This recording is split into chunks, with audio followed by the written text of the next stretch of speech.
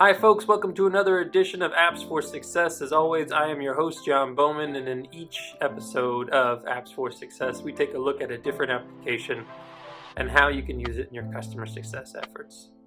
Now this episode, we're going to continue along the theme of video. Believe it or not, I'm sure most of us are having a lot more video meetings these days than we'd want to, but video is often a challenging medium in order to create that intimacy or that connection with your customers, like we were talking about last week in the book, The Trusted Advisor. So we're going to talk about how you can use Google Meet in order to try to create that intimacy. But spoiler alert, I'm honestly not a big fan of Google Meet. I'm usually a really big fan of most Google products. It's just not for me. But before we get to the application, as always, I do have a joke for you. You ready? Okay. How do locomotives hear? No guesses? Well, they use their engine ears. On to the application. So I like that Google Meet doesn't have this extra desktop app that you have to log into. You just have to go to meet.google.com. And I love the design here. Just start a meeting or enter a meeting code to join. So what we're going to do here is we're going to start a meeting. Now, once we start the meeting, it allows you to first see your face, which is great whenever you're logging in, because obviously the camera has to start. And there we are. That's me. So again, you can just test here. You can turn up the volume. You can mute yourself, put the microphone back on. You can turn off the camera, obviously, turn it back on. But then you can just join. Now, once you join the meeting, like we are here we are. What I also love is this addition. As soon as you join and there's no one else here, it automatically pulls up the information you'll need in order to get other people to join your meeting. You can just copy that join info and add other people to it. It's pretty darn seamless in order to do. All right? One other thing that I really like is if we come over here to the three dots down in the bottom right, you can obviously change the layout once you have more people. You can go full screen. You can turn on closed captioning. Now this is something that's pretty unique to Google because it has this ability to do real-time closed captioning that happens down here at the bottom, which is really nice. I don't know the expanded uses of it. I think it's kind of cool though. I wish I could get a transcript. I think that might be possible with paid features. But we're going to turn off those this caption, my apologies. What I really wanted to show you though is that if we go to the settings section, this is where you can go in order to troubleshoot issues. For example, let's say your camera was not working the way it should and you wanted to switch to another camera. Remember, we did snap camera in the last episode. So what we can do is we can select the snap camera here, and after we've done that, hit the done option, and voila, it's now my twin. I'm sure you guys remember her from last time. And I'm not going to hopefully fuel your nightmares for longer, so I'm just going to stop that.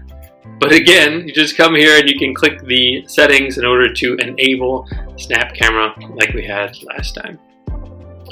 So there we are. And we're going to select the HD camera again. Sorry, there we go. We'll get done. So again, this is pretty darn simple to use, but sometimes that simplicity can come with some drawbacks. We're about to get into those drawbacks. The first thing, I think there's a disconnect between how Google Meet and Google Gmail works together. So we're inside of a meeting right now, right? But if I come back here to my Gmail inbox for customer success apps, you can see I sent an invitation to my personal email account. I clicked new conversation and I entered an email and I thought, okay, great, this will send it over to me. But in my personal email account, nothing has shown up.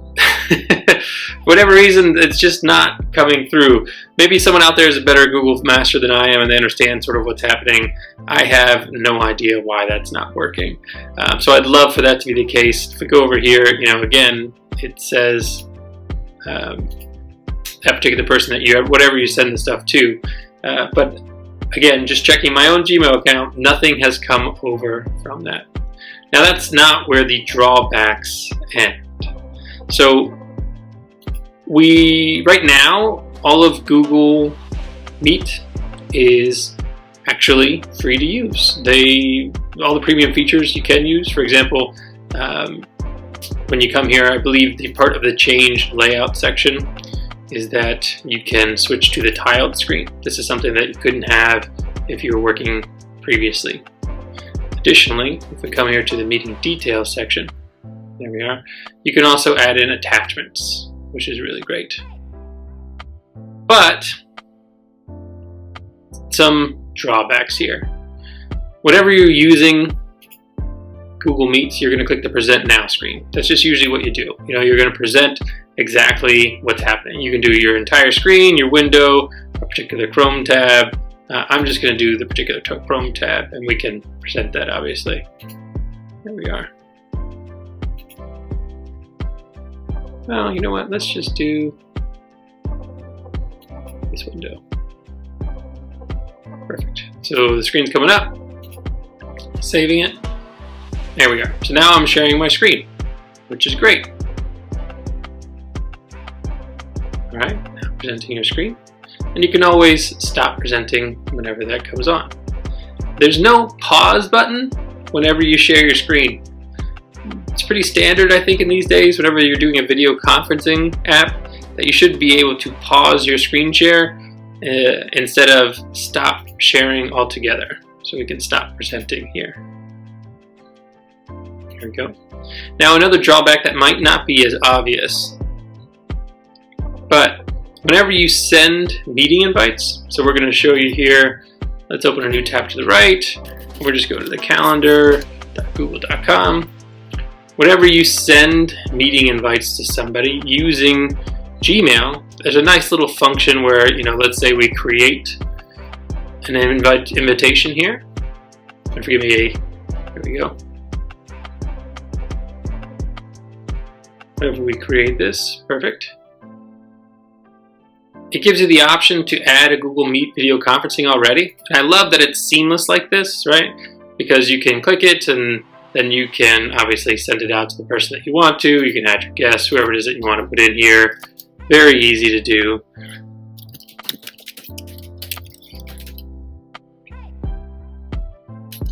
But when you do this, let's say you're sending it to somebody who has an Outlook account instead of a Gmail account. Any event that you put on an Outlook user's calendar will not update. It doesn't automatically update whenever you send out calendar events this way. Instead, on Outlook calendars, what happens is it duplicates the Gmail event. So this example event on an Outlook calendar would get duplicated again and again and again. If, let's say, you had to update the meeting invitation in some way, we're sending it out to them now. Again, the times that you edit this, it just duplicates on that person's Outlook calendar. Not only that, and again, I love the seamlessness of creating a meeting like this. And sorry, it's a little choppy. I think my work computer, or that's what I'm doing this on, is a little bit dark as well. But the idea here is that whenever somebody joins your meeting, they must, and I'm going to say must here again, they must have a Google account to join. Now maybe somebody out there knows the secret to joining that I don't know, where you don't have to have it, but it was impossible for me to join a meeting without also having a Google account first. And that can be very, very tiresome, particularly for your customers, because not everybody uses Google. You can't necessarily use a premium video conferencing application if you're all going to have a Gmail account in order to do it. Just something else that happens here. So let's say we're presenting our screen like we were previously. And whenever you present your screen, again, we're going to pick this particular window, which is great. You just have to say, okay, we're going to pick this window. Wonderful. Well, folks, once you're presenting your screen, what generally happens is that the people who are inside the meeting with you, they disappear. So you can't see the people you're talking to. It makes it so much harder to talk and to see the reactions you're getting from them. Not only that, you will have to admit attendees to your meeting, and if you're presenting, it doesn't notify you that you need to admit people to come into the application. So there's no way to see the attendees, and if you start early, or let's say somebody comes in late, you don't see that if you're presenting. You need somebody from your organization who's also in the meeting to pay attention to the meeting notifications, because again, it won't notify you if you're presenting, but it'll notify somebody else. They can see that, so they can omit the people who come in late. So for all these reasons, I'm not the biggest fan of Google Meet for work. I do love it for personal use. It's very easy to just spin up a meeting and say, okay, my friends and I get together and talk. In fact, inside of today's article, I have a link to my new favorite thing. It's called Lunch Club, and you can just meet strangers, and these strangers are in major cities, and you guys can just have lunch together and talk, which I think is really great. And they use Google Meet, which is why I thought about using Google Meet in this case. But it's great for those informal settings. It's not really good for a business setting, because again, probably the most annoying thing is that you have to have a Gmail account in order to join. So, all that being said, folks, I'm sure there are people out there who absolutely love Google Meet. If I've just misunderstood something, please let me know. I'd love to know how to fix this and use it more, because generally I love Google products, but this one's just not for me. I'm a big fan of Zoom. We've already got a review on that. I can link to it as well. But I just wanted to say thank you for watching. I hope you're all staying safe and well. And if you have any questions, or if you have a way for me to use this better, please just put it inside the comments. Talk soon, folks. Bye-bye.